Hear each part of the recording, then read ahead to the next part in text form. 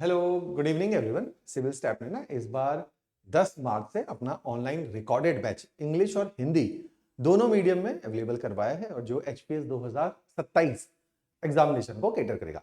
तो आज के शॉर्ट वीडियो में हम लोग जानेंगे कि कैसे कैसे ये बैचेस को एग्जीक्यूट किया जाता है और क्या फ्लो ऑफ कंटेंट हमारा रहता है, क्योंकि ये जो एग्जामिनेशन है ये हाईली कॉम्पिटिटिव है, क्योंकि ज़्यादा बच्चा इसमें अपेयर करता है। उसके करस्पॉन्डिंग अगर आप सक्सेस रेशियो देखोगे तो 0.01 ही के आसपास सक्सेस रेशियो आता है, जिसमें जो फाइनल स्टूडेंट रैंक को हासिल करते हैं।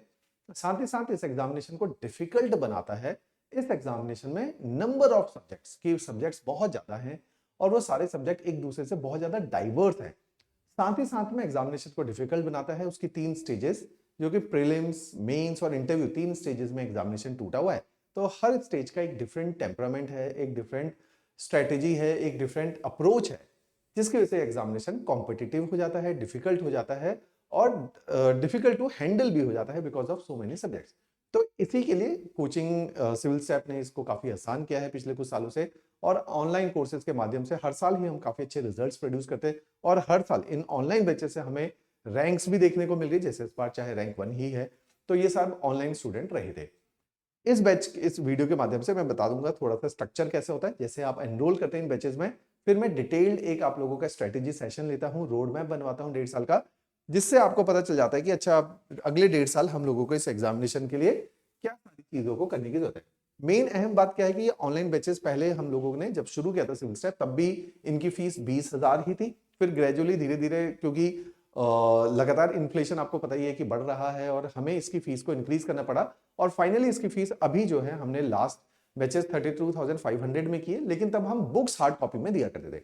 इन बैचेस में नोट्स सॉफ्ट कॉपी में रहेंगे। अगर किसी को बुक्स चाहिए तो वो इनको अलग से ऑर्डर करेगा, ताकि इससे हमने क्यों ऐसा किया है, क्योंकि हर बच्चे के लिए जो है बैच 32,000 का हो रहा था, लेकिन अगर बुक्स इसको निकाल दो तो ये बैच 20,000 का ही है, क्योंकि बाकी सारी हमारी स्टेशनरी कॉस्ट है जो हमने इसमें ऐड कर दिया, उस स्टेशनरी को बाहर कर दिया।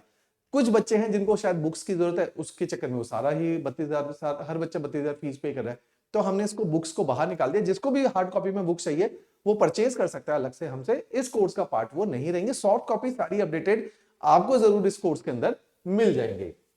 अब इसी में देखिए, इसी कोर्स में हमने तीनों ही स्टेजेस को कवर करना है।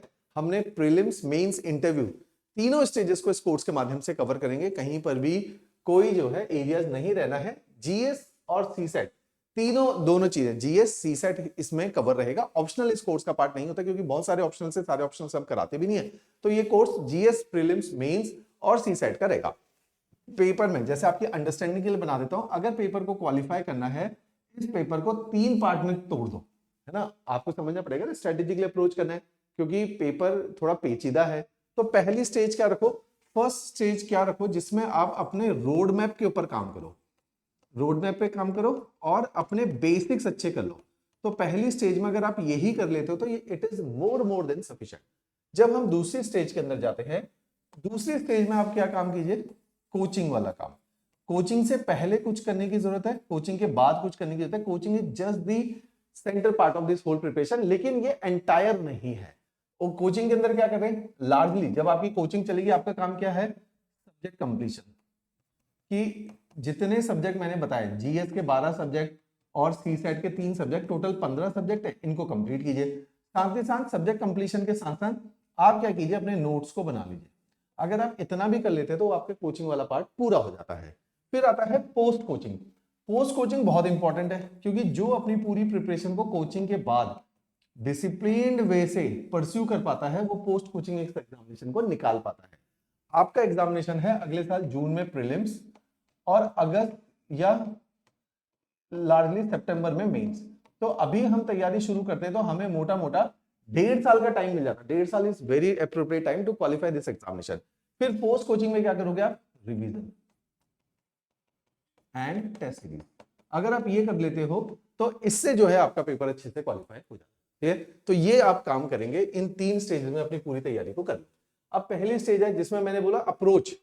इसी वीडियो के नीचे आपको एक मेरा वीडियो सेशन, एक फ्री कोर्स है हमारी ऐप के ऊपर, ये लिंक चला जाएगा, या लैपटॉप से भी आप इसको देख सकते हो। लैपटॉप से देखने में कोई प्रॉब्लम है तो हमारे ऑफिशियल नंबर पे आप कॉल कीजिए, आपको वो लिंक दिए जाएंगे लैपटॉप से देखने के लिए। मैंने 10 वीडियो का सेट बनाया है।